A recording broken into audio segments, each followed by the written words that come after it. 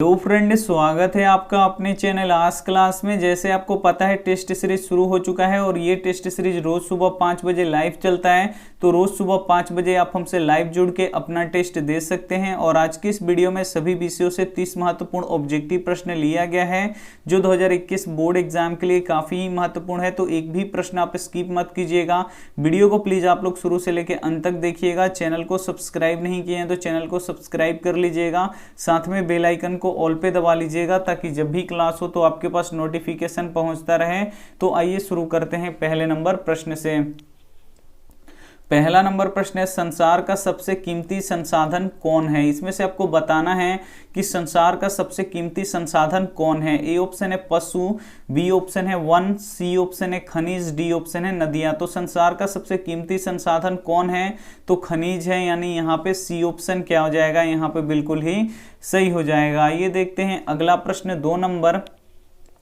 दो नंबर प्रश्न है कि निम्न में से कौन सी प्रक्रिया उच्च ताप पर संपन्न होती है? ए ऑप्शन है नाभिकीय संलयन, बी ऑप्शन है नाभिकीय विखंडन, सी ऑप्शन है दोनों, डी ऑप्शन है इनमें से कोई नहीं। तो यहाँ पे आपको बताना है कि निम्न में से कौन सी प्रक्रिया उच्च ताप पर संपन्न होती है। तो नाभिकीय संलयन की जो प्रक्रिया होती है वो उच्च ताप पर संपन्न होती है, यानी यहाँ पे ए ऑप्शन क्या हो जाएगा? यहाँ पे बिल्कुल ही सही हो जाएगा। ये देखते हैं अगला प्रश्न। तीन नंबर प्रश्न है कि भारत की प्रमुख आर्थिक समस्या है। ए ऑप्शन है निर्धनता, बी ऑप्शन है बेरोजगारी, सी ऑप्शन है दोनों, डी ऑप्शन है इनमें से कोई नहीं। तो यहाँ पे आपको बताना है कि भारत की प्रमुख आर्थिक समस्या क्या है। तो निर्धनता और बेरोजगारी दोनों है, यानी यहाँ पे सी ऑप्शन क्या हो जाएगा? यहाँ पे बिल्कुल ही सही हो जाएगा। ये देखते हैं अगला प्रश्न। चार नंबर प्रश्न है कि बिंदुओं ए 4, 5 तथा बी 6, 5 को मिलाने वाली रेखाखंड का मध्य बिंदु ज्ञात करें। यहाँ पे बोल रहा है कि एक बिंदु ए है और एक बिंदु यहाँ पे बी है, और ए का निर्देशांक कितना दिया है? 4,5 दिया है, और बी का निर्देशांक कितना दिया है? 6, यहाँ पे 5 दिया है। तो बोल रहा है कि इन दो बिंदुओं यानी ए और बी को मिलाने वाली रेखाखंड का जो मध्य बिंदु है वो आपको यहाँ पे क्या करना है? निकालना है। तो सबसे पहले आपको यहाँ पे देखिए मध्य बिंदु का यहाँ पे फॉर्मूला पता होना चाहिए, उसका जो सूत्र होता है वो आपको पता होना चाहिए मध्य बिंदु ज्ञात करने का। तो ये फॉर्मूला क्या होता है? x1 प्लस x2 बट्टा यहाँ पे 2 होता है, और क्या होता है कोमा y1 प्लस y2 और बट्टा क्या होता है? यहाँ पे 2 होता है। उसके बाद यहाँ पे देखिए पहला बिंदु है तो पहले वाला x1 होगा और दूसरे वाला क्या होगा? यहाँ पे y1 होगा। इसमें क्या होगा? यहाँ पे देखिए दूसरे वाले बिंदु में पहला बिंदु होगा वो x2 होगा, और जो दूसरा बिंदु होगा वो क्या होगा? यहाँ पे y2 होगा। बस यहाँ पे आपको x1 x2 का मान रखना है, जोड़ देना है, 2 से भाग लगा देना है, फिर यहाँ पे y1 और y2 का मान रखना है और जोड़ के 2 से भाग लगा देना है। तो यहाँ पे देखिए x1 कितना है? 4 है, तो यहाँ पे लिखेंगे 4, प्लस है तो प्लस x2 कितना है? 6 है, तो यहाँ पे लिखेंगे 6, और बट्टा के नीचे 2 है तो 2। उसके बाद यहाँ पे देखिए y1 कितना है? 5 है, तो यहाँ पे लिखेंगे 5, प्लस y2 का मान कितना है? ये भी 5 है, तो यहाँ पे लिखेंगे 5, और बट्टा के नीचे 2 है तो 2 लिखेंगे। उसके बाद यहाँ पे दोनों को जोड़ लीजिए, दोनों को जोड़िएगा 4 और 6 को, तो कितना हो जाएगा? 10/2, और यहाँ पे देखिए 5 और 5 कितना होता है? 10 बटा यहाँ पे भी 2, कटाएंगे तो 2 5 10, और यहाँ भी 2 5 10, यानी मध्य बिंदु का निर्देशांक कितना निकल गया?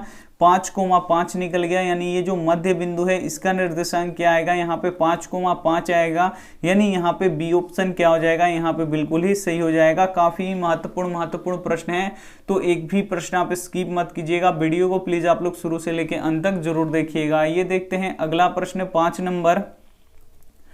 5 नंबर प्रश्न है, भारत की अर्थव्यवस्था का मुख्य आधार क्या है? जो भारत की अर्थव्यवस्था है इसका मुख्य आधार क्या है? आपको यहाँ पे बताना है। ए ऑप्शन है कृषि, बी ऑप्शन है उद्योग, सी ऑप्शन है खनिज उत्पादन, डी ऑप्शन है अंतर्राष्ट्रीय व्यापार। तो यहाँ पे आपको बताना है कि भारत की अर्थव्यवस्था का मुख्य आधार क्या है? तो कृषि है, ये आपको याद रखना है, यानी यहाँ पे ए ऑप्शन क्या हो जाएगा? यहाँ पे बिल्कुल ही सही हो जाएगा। ये देखते हैं अगला प्रश्न। 6 नंबर प्रश्न है कि विद्युतमय तार का रंग कैसा होता है? जो विद्युतमय तार होता है उसका रंग कैसा होता है? आपको यहाँ पे बताना है। ए ऑप्शन है हरा, बी ऑप्शन है नीला, सी ऑप्शन है काला, डी ऑप्शन है लाल। तो यहाँ पे आपको बताना है कि विद्युतमय तार का रंग कैसा होता है। तो विद्युतमय तार का रंग कैसा होता है? लाल होता है, यानी यहाँ पे डी ऑप्शन क्या हो जाएगा? यहाँ पे बिल्कुल ही सही हो जाएगा। ये देखते हैं अगला प्रश्न। 7 नंबर प्रश्न है कि दादा भाई नौरोजी के अनुसार भारत की अनुमानित प्रति व्यक्ति आय कितनी थी। जब यहाँ पे देखिए, जब दादा भाई नौरोजी ने भारत का पहला यहाँ पे अनुमानित प्रति व्यक्ति आय निकाले थे तो कितना रुपया निकला था। ए ऑप्शन है यहाँ पे 20 रुपया, बी ऑप्शन है 30 रुपया, सी ऑप्शन है 25 रुपया, डी ऑप्शन है 21 रुपया। तो दादा भाई नौरोजी के अनुसार भारत की अनुमानित प्रति व्यक्ति आय कितनी थी, तो 20 रुपए थी। यानी यहाँ पे क्या हो जाएगा, ए ऑप्शन क्या हो जाएगा, यहाँ पे बिल्कुल ही सही हो जाएगा। आइए देखते हैं अगला प्रश्न 8 नंबर। 8 नंबर प्रश्न है कि विद्युत चुंबक बनाने में किसका प्रयोग किया जाता है। अगर आपको विद्युत चुंबक बनाना हो तो आप किसका प्रयोग करेंगे। ए ऑप्शन है इस्पात का, बी ऑप्शन है निकेल का, सी ऑप्शन है कोबाल्ट का, डी ऑप्शन है नरम लोहा का। तो यहाँ पे आपको बताना है कि विद्युत चुंबक बनाने में किसका प्रयोग किया जाता है। तो विद्युत चुंबक बनाने में नरम लोहा का प्रयोग किया जाता है, यानी यहाँ पे डी ऑप्शन क्या हो जाएगा, यहाँ पे बिल्कुल ही सही हो जाएगा। एक प्रश्न ये भी आता है कि अस्थायी चुंबक बनाने में किसका प्रयोग किया जाता है। तो अस्थायी चुंबक बनाने में इस्पात का प्रयोग किया जाता है। तो ये भी आपको यहाँ पे याद होना चाहिए। काफी महत्वपूर्ण प्रश्न है, तो एक भी प्रश्न आप स्किप मत कीजिएगा। वीडियो को प्लीज आप लोग शुरू से लेकर अंत तक जरूर देखिएगा। ये देखते हैं अगला प्रश्न 9 नंबर। 9 नंबर प्रश्न है कि शरीर का सबसे बड़ा शत्रु कौन है। इसमें से आपको बताना है कि शरीर का सबसे बड़ा शत्रु कौन है। ए ऑप्शन है क्षमा, बी ऑप्शन है आलस्य, सी ऑप्शन है क्रोध, डी ऑप्शन है लोभ। तो यहाँ पे आपको बताना है कि शरीर का सबसे बड़ा शत्रु कौन है। तो शरीर का सबसे बड़ा शत्रु कौन है, आलस्य है, यानी यहाँ पे बी ऑप्शन क्या हो जाएगा, यहाँ पे बिल्कुल ही सही हो जाएगा। ये देखते हैं अगला प्रश्न 10 नंबर। 10 नंबर प्रश्न है कि महाराष्ट्र किस फसल की खेती के लिए प्रसिद्ध है। ए ऑप्शन है धान, बी ऑप्शन है कपास, सी ऑप्शन है कहवा, डी ऑप्शन है जूट। तो यहाँ पे आपको बताना है कि जो महाराष्ट्र राज्य है वह किस फसल की खेती के लिए प्रसिद्ध है। तो जो महाराष्ट्र है उसमें कौन सी मिट्टी सर्वाधिक पाई जाती है। तो जो काली मिट्टी होती है वो सर्वाधिक पाई जाती है। और काली मिट्टी किस फसल के लिए उपयोगी होता है, तो ये कपास के लिए उपयोगी होता है, यानी यहाँ पे बी ऑप्शन क्या हो जाएगा, यहाँ पे बिल्कुल ही सही हो जाएगा। और जो गुजरात है, गुजरात में भी काली मिट्टी पाई जाती है, वहां भी कपास अधिक होता है।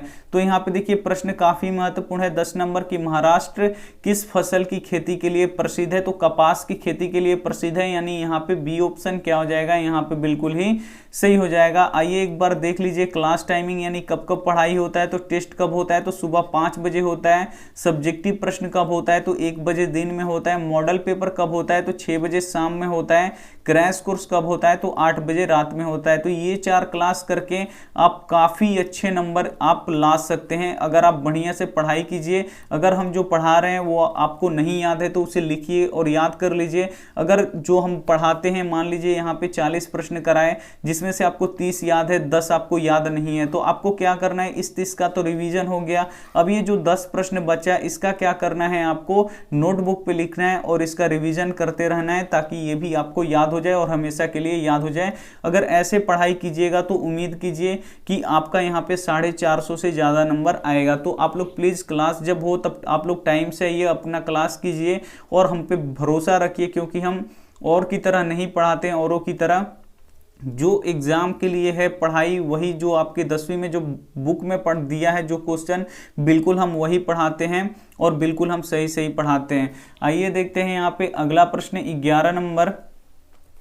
11 नंबर प्रश्न है कि अंटार्कटिका के ऊपर ओजोन के स्तर में कमी को कहा जाता है। यहाँ पे आपको बताना है कि अंटार्कटिका के ऊपर ओजोन के स्तर में कमी को कहा जाता है। जो अंटार्कटिका है उसके ऊपर यहाँ पे देखिए जो ओजोन परत है उसमें कमी आई है, यानी उसमें छिद्र हो गया है। तो उस कमी को क्या कहा जाता है, यहाँ पे आपको बताना है। ए ऑप्शन है CFC, बी ऑप्शन है एरोसोल, सी ऑप्शन है ओजोन छिद्र, डी ऑप्शन है इनमें से कोई नहीं। तो यहाँ पे आपको बताना है कि अंटार्कटिका के ऊपर ओजोन के स्तर में आई कमी को कहा जाता है, क्या कहा जाता है, तो उसे ओजोन छिद्र कहा जाता है, यानी यहाँ पे सी ऑप्शन क्या हो जाएगा, यहाँ पे बिल्कुल ही सही हो जाएगा। और जो ओजोन स्तर होता है ये किससे हमें रक्षा प्रदान करता है, तो जो हानिकारक यहाँ पे किरण है, पराबैंगनी किरण, इसको क्या करता है, छानने का कार्य करता है और इसे पृथ्वी तक आने नहीं देता है। अगर पराबैंगनी किरण पृथ्वी तक आएगा तो कौन सा बीमारी हो सकता है, तो त्वचा का कैंसर हो सकता है और ये बहुत ही हानिकारक बीमारी है। और यहाँ पे देखिए जो ओजोन स्तर है इसमें कमी आ रहा है, तो किस गैस के कारण से कमी आ रहा है, तो CFC गैस के कारण से कमी आ रहा है। CFC का यहाँ पे पूरा नाम पूछ लेता है, तो CFC का पूरा नाम क्या होता है? क्लोरोफ्लोरोकार्बन होता है। तो ये भी आपको यहाँ पे याद रखना है। और ये कहाँ से निकलता है? तो ये फ्रिज से निकलता है। तो ये भी आपको साथ में पता होना चाहिए। आइए देखते हैं अगला प्रश्न 12 नंबर प्रश्न है कि निम्न में से कौन अपरिमेय संख्या नहीं है। इसमें से आपको बताना है कि कौन अपरिमेय संख्या नहीं है। तो यहाँ पे आपको पता होना चाहिए कि किसी भी संख्या में अगर रूट रह जाता है तो वो क्या हो जाता है? अपरिमेय हो जाता है। तो यहाँ पे देखिए रूट 11 है, इसका 11 का वर्गमूल नहीं निकलेगा, ये रूट में ही रह जाएगा। जब इसमें रूट रह जाएगा तो ये कौन सी संख्या होगा? यहाँ पे अपरिमेय संख्या होगा। यहाँ पे देखिए √15 यानी √15, इसका भी वर्गमूल नहीं निकलेगा, ये भी रूट में रह जाएगा। जब ये भी रूट में रह जाएगा तो ये भी अपरिमेय हो जाएगा। लेकिन यहाँ पे देखिए √9 का वर्गमूल कितना होता है? 3 हो गया, तो इसमें से रूट निकल गया। अब इसमें रूट नहीं रहा तो ये क्या होगा? यहाँ पे ये हो गया परिमेय संख्या, यानी ये हो गया परिमेय संख्या। और यहाँ पे देखिए डी ऑप्शन √7 को यहाँ पे आप लोग देख सकते हैं। यहाँ पे 7 का वर्गमूल नहीं निकल पाएगा। जब यहाँ पे 7 का वर्गमूल नहीं निकल पाएगा तो ये भी रूट में रह जाएगा। जब ये भी रूट में रह जाएगा तो ये कौन सी संख्या होगी? अपरिमेय। तो यहाँ पे बोल रहा है कि अपरिमेय संख्या नहीं है, तो ये भी अपरिमेय है, ये भी अपरिमेय है, ये भी अपरिमेय है। तो कौन अपरिमेय संख्या नहीं है? तो √9 क्या है? अपरिमेय संख्या नहीं है। यानी यहाँ पे सी ऑप्शन क्या हो जाएगा? यहाँ पे बिल्कुल ही सही हो जाएगा। ये देखते हैं अगला प्रश्न 13 नंबर प्रश्न है कि विनिमय का सर्वोत्तम माध्यम कौन सा है? ए ऑप्शन है वस्तु, बी ऑप्शन है मुद्रा, सी ऑप्शन है चेक, डी ऑप्शन है हुंडी। तो यहाँ पे आपको बताना है कि विनिमय का सर्वोत्तम माध्यम कौन सा है? तो मुद्रा है, यानी यहाँ पे बी ऑप्शन क्या हो जाएगा? यहाँ पे बिल्कुल ही सही हो जाएगा। ये देखते हैं अगला प्रश्न 14 नंबर प्रश्न है कि मनुष्यों का गुण दोष किससे निर्धारित होता है? जो मनुष्यों का गुण होता है और दोष होता है उसका निर्धारण किससे होता है, ये आपको यहाँ पे बताना है। ए ऑप्शन है संस्कारों से, बी ऑप्शन है घर से, सी ऑप्शन है पढ़ने से, डी ऑप्शन है व्यवहार से। तो यहाँ पे आपको बताना है कि मनुष्य का गुण दोष किससे निर्धारित होता है? तो ये संस्कारों से निर्धारित होता है, यानी यहाँ पे ए ऑप्शन क्या हो जाएगा? यहाँ पे बिल्कुल ही सही हो जाएगा। काफी महत्वपूर्ण प्रश्न है, तो एक भी प्रश्न आप स्किप मत कीजिएगा। वीडियो को प्लीज आप लोग शुरू से लेकर अंत तक जरूर देखिएगा। ये देखते हैं अगला प्रश्न 15 नंबर प्रश्न है कि रबड़ की खेती भारत के किस राज्य में की जाती है? जो रबड़ होता है इसकी खेती भारत के किस राज्य में की जाती है आपको बताना है। ए ऑप्शन है केरल में, बी ऑप्शन है गुजरात में, सी ऑप्शन है आंध्र प्रदेश में, डी ऑप्शन है छत्तीसगढ़ में। तो यहाँ पे आपको बताना है कि रबड़ की खेती भारत के किस राज्य में किया जाता है? तो ये केरल में किया जाता है, यानी यहाँ पे ए ऑप्शन क्या हो जाएगा? यहाँ पे बिल्कुल ही सही हो जाएगा। ये देखते हैं अगला प्रश्न 16 नंबर प्रश्न की जीवों की उत्पत्ति से पहले पृथ्वी पर निम्न में से कौन नहीं था? ए ऑप्शन है कार्बन डाइऑक्साइड, बी ऑप्शन है नाइट्रोजन, सी ऑप्शन है ऑक्सीजन, डी ऑप्शन है इनमें से सभी।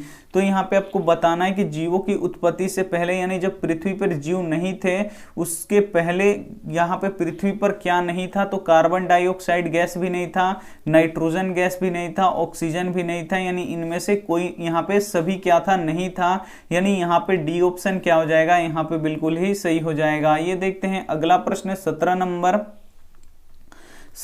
प्रश्न है कि b² - 4ac को कहा जाता है। यहाँ पे आपको बताना है कि b² - 4ac को क्या कहा जाता है। ए ऑप्शन है शून्य, बी ऑप्शन है विविधकर, सी ऑप्शन है गुणांक, डी ऑप्शन है अशून्य। तो यहाँ पे आपको बताना है कि b² - 4ac को क्या कहा जाता है? तो b² - 4ac को विविधकर या विवेचक कहा जाता है। तो इसे आपको याद रखना है, काफी महत्वपूर्ण प्रश्न है, यानी यहाँ पे बी ऑप्शन क्या हो जाएगा? यहाँ पे बिल्कुल ही सही हो जाएगा। ये देखते हैं अगला प्रश्न 18 नंबर प्रश्न है कि निम्न में से कौन बहुराष्ट्रीय कंपनियां हैं? इसमें से आपको बताना है कि निम्न में से कौन बहुराष्ट्रीय कंपनी है। ए ऑप्शन है नोकिया, बी ऑप्शन है फोर्ड मोटर्स, सी ऑप्शन है कोका कोला, डी ऑप्शन है सभी। तो यहाँ पे देखिए नोकिया भी बहुराष्ट्रीय कंपनियां हैं। बहुराष्ट्रीय कंपनियां किसे कहते हैं? जो यहाँ पे देखिए जो एक से अधिक देशों में जो कंपनियां होती है उसका ब्रांच होता है, उसे हम लोग बहुराष्ट्रीय कंपनियां कहते हैं। तो यहाँ पे नोकिया भी बहुराष्ट्रीय कंपनियां हैं, और यहाँ पे देखिए फोर्ड मोटर ये भी बहुराष्ट्रीय कंपनी है, कोका कोला भी बहुराष्ट्रीय कंपनी है, यानी ये सभी क्या है? बहुराष्ट्रीय कंपनियां हैं, यानी यहाँ पे डी ऑप्शन क्या हो जाएगा? यहाँ पे बिल्कुल ही सही हो जाएगा। ये देखते हैं अगला प्रश्न 19 नंबर प्रश्न है कि जल में हाइड्रोजन तथा ऑक्सीजन के परमाणु संख्याओं का अनुपात है। यहाँ पे आपको बताना है कि जो जल होता है, जो H2O होता है, इसमें क्या करना है आपको कि हाइड्रोजन तथा ऑक्सीजन के परमाणु संख्याओं का अनुपात ज्ञात करना है। तो सबसे पहले यहाँ पे देखिए हाइड्रोजन कितना है, 2 है, और इसका अनुपात किससे बोल रहा है यहाँ पे, ऑक्सीजन से। तो ऑक्सीजन कितना है, 1 है, तो यहाँ पे लिख देंगे 1। तो जल में हाइड्रोजन तथा ऑक्सीजन की परमाणु संख्याओं का अनुपात कितना होता है, तो 2:1 होता है, यानी यहाँ पे बी ऑप्शन क्या हो जाएगा, यहाँ पे बिल्कुल ही सही हो जाएगा। आइए देखते हैं अगला प्रश्न 20 नंबर प्रश्न है कि ऑपरेशन फ्लड किससे संबंधित है। ए ऑप्शन है बाढ़ से, बी ऑप्शन है दूध से, सी ऑप्शन है नदी से, डी ऑप्शन है खनिज तेल से। तो यहाँ पे आपको बताना है कि ऑपरेशन फ्लड किससे संबंधित है, तो ये दूध से संबंधित है, यानी यहाँ पे बी ऑप्शन क्या हो जाएगा, यहाँ पे बिल्कुल ही सही हो जाएगा। ये देखते हैं अगला प्रश्न 21 नंबर प्रश्न है कि मूल बिंदु का निर्देशांक क्या होता है। काफी महत्वपूर्ण प्रश्न है और ये प्रश्न सेंटअप एग्जाम में पूछा गया था कि मूल बिंदु का निर्देशांक क्या होता है। ए ऑप्शन है 3 0, बी ऑप्शन है 0 0, सी ऑप्शन है y 0, डी ऑप्शन है x 0। तो यहाँ पे देखिए मूल बिंदु क्या होता है, ये हो गया y अक्ष और ये हो गया x अक्ष, ये x अक्ष और ये क्या हुआ y अक्ष। जहाँ पे ये कटता है यही इसका क्या होता है, मूल बिंदु। और ये मूल बिंदु का निर्देशांक कितना होता है, तो आपको पता होना चाहिए 0 0 होता है, यानी यहाँ पे बी ऑप्शन क्या हो जाएगा, यहाँ पे बिल्कुल ही सही हो जाएगा। ये देखते हैं अगला प्रश्न 22 नंबर प्रश्न है कि 1905 में बंगाल का विभाजन किसने किया था। यहाँ पे आपको बताना है कि 1905 में जो बंगाल का विभाजन हुआ था वो विभाजन किसने किया था, आपको यहाँ पे बताना है। ए ऑप्शन है लिट्टन ने, बी ऑप्शन है रिप्पन ने, सी ऑप्शन है कर्जन ने, डी ऑप्शन है इरविन ने। तो यहाँ पे आपको बताना है कि 1905 ईस्वी में बंगाल का विभाजन किसने किया, तो लॉर्ड कर्जन ने किया, यानी यहाँ पे क्या हो जाएगा, सी ऑप्शन क्या हो जाएगा, यहाँ पे बिल्कुल ही सही हो जाएगा। काफी महत्वपूर्ण प्रश्न है, तो एक भी प्रश्न आप स्किप मत कीजिएगा। वीडियो को प्लीज आप लोग शुरू से लेके अंत तक जरूर देखिएगा। ये देखते हैं अगला प्रश्न यहाँ पे देखिए 23 नंबर प्रश्न है। ये भी काफी महत्वपूर्ण प्रश्न है कि बेंजीन का अणु सूत्र क्या होता है। यहाँ पे आपको बताना है कि बेंजीन का अणु सूत्र क्या होता है। ए ऑप्शन है C2H4, बी ऑप्शन है C5H4, सी ऑप्शन है C6H6, डी ऑप्शन है यहाँ पे C3H7। तो यहाँ पे आपको बताना है कि बेंजीन का अणु सूत्र क्या होता है, तो ये होता है C6H6 होता है, यानी यहाँ पे सी ऑप्शन क्या हो जाएगा, यहाँ पे बिल्कुल ही सही हो जाएगा। ये देखते हैं अगला प्रश्न 24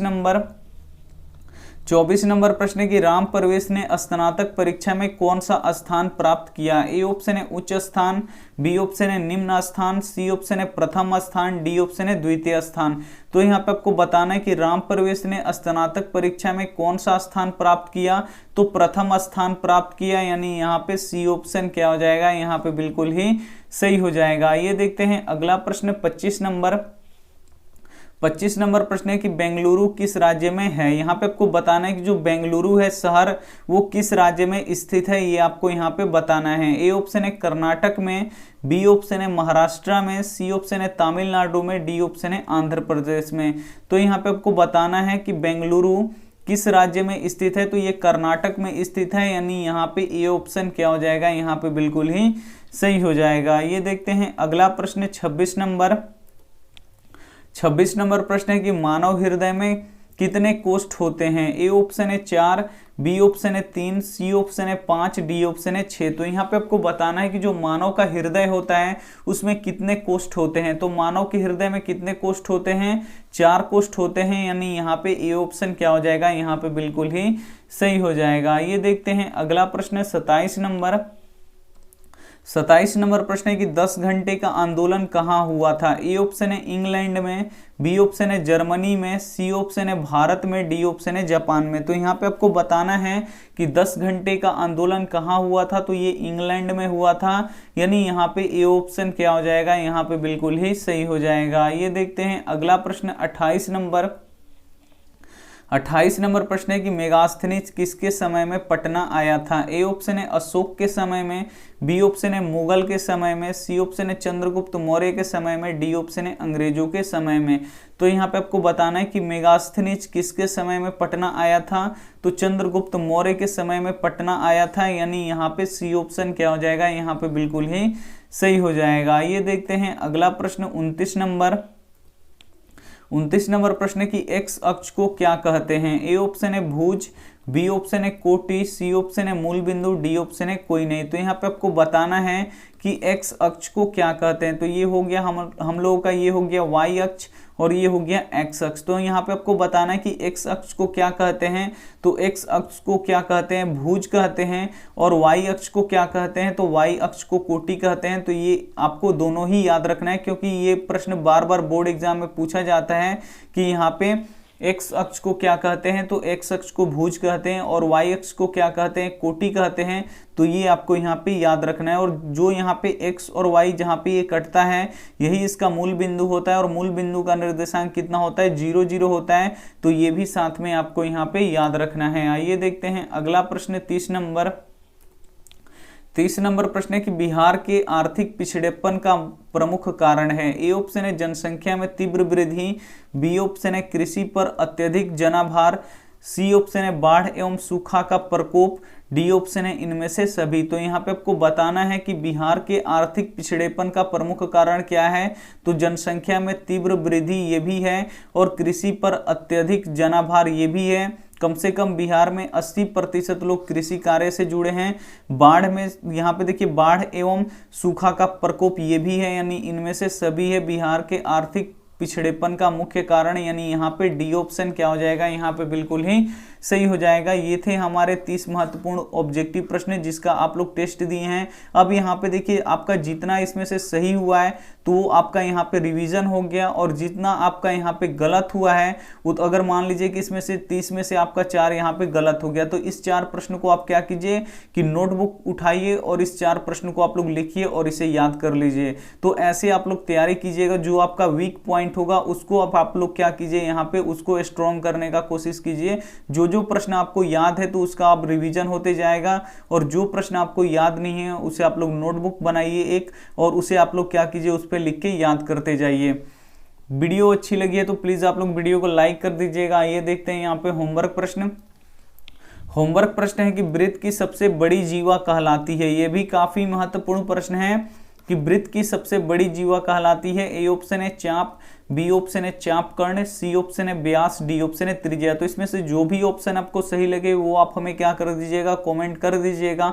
आपके कमेंट का रिप्लाई हम जरूर देते हैं और देंगे भी। और एक बार यहाँ पे क्लास टाइमिंग देख लीजिए, टेस्ट कब होता है तो सुबह 5 बजे, सब्जेक्टिव प्रश्न 1 बजे दिन में, मॉडल पेपर कब होता है तो 6 बजे शाम में, क्रैश कोर्स कब होता है तो 8 बजे रात में। तो क्रैश कोर्स क्या होता है, तो जिन बच्चों की तैयारी किसी कारणवश नहीं हो पाई है तो उनकी तैयारी फिर से कराई जा रही है। तो अगर आपकी भी तैयारी नहीं हो पाई है तो 8 बजे रात में यहाँ पे क्रैश कोर्स चलता है। तो आप लोगों को क्या करना पड़ेगा, क्रैश कोर्स देखने के लिए सबसे पहले चैनल को सब्सक्राइब करना पड़ेगा और बेल आइकन को ऑल पे दबाना पड़ेगा। जब तक आप बेल आइकन को ऑल पे नहीं दबाइएगा तब तक आपके पास जो क्लास होगा उसका नोटिफिकेशन नहीं आएगा। तो आप लोग सब्सक्राइब करके बेल आइकन को ऑल पे दबा लीजिए। और यहाँ पे देखिए 8 बजे आप लोगों का मोबाइल का जो नेट होना चाहिए वो खुला होना चाहिए, तभी यहाँ पे आपके पास नोटिफिकेशन आएगा। नोटिफिकेशन जैसे आए आपको वहाँ पे क्या करना है, क्लिक करना है और क्लास में आपको जुड़ जाना है। तो यहाँ पे देखिए वीडियो को लाइक नहीं किए तो प्लीज़ आप लोग वीडियो को लाइक कर दीजिएगा।